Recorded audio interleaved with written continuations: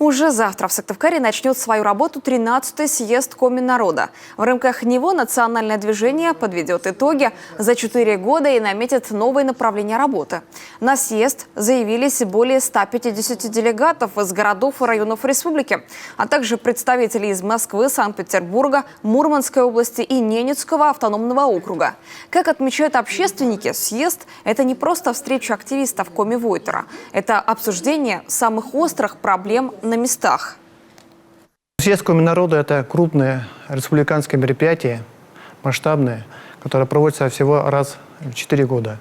И, соответственно, все люди, делегаты, которые приезжают на этот съезд, они настраиваются с той точки зрения, чтобы сюда приехать с добрыми намерениями для того, чтобы рассказать, какие проблемы, нюансы какие-то в их жизни.